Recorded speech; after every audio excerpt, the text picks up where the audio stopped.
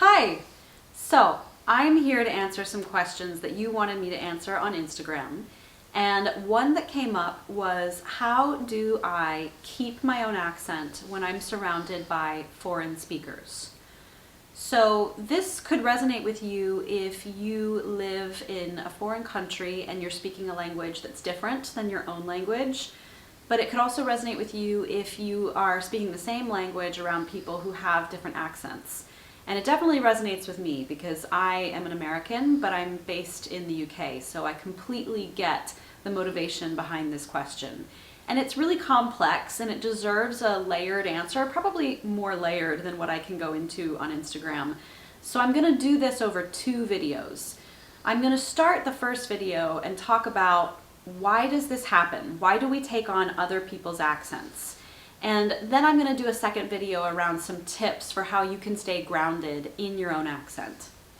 So, of course, when we're talking about accents, we're talking about not just the sounds that you make, although that's part of it, right? So the vowels and consonant sounds that you make when you talk, also your intonation patterns and prosody, but also the words that you're using. So different dialects can have different vocabulary, like if I'm talking about a contraption that takes you from one floor to another, in England, I'm going to call it a lift.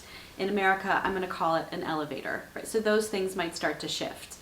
And actually, the reason that this happens, I think, is really cool. When we learn how to talk, we're learning through mimicry. We're looking and watching our earliest guardians, and we're watching how they're using the muscles in their face so that we can recreate those shapes and make the sounds that they're making.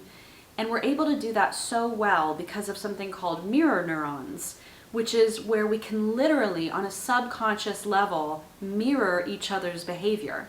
So a good example of this is if you've ever been in a conversation with somebody and you've noticed that you're both folding your arms like this, but you didn't know that you were doing it. We do this subconsciously to try to connect with each other on a deeper level and to try to communicate with each other more clearly. So the reason that you might be taking on somebody else's accent or dialect on a subconscious level is coming from those mirror neurons.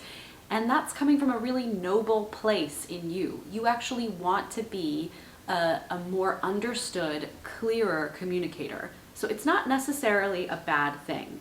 So that's what I'm going to start off with in this video. And then in the next video, we'll talk about, even if that's true, maybe you want to stay more grounded in your own accent, and there are some ways you can do that.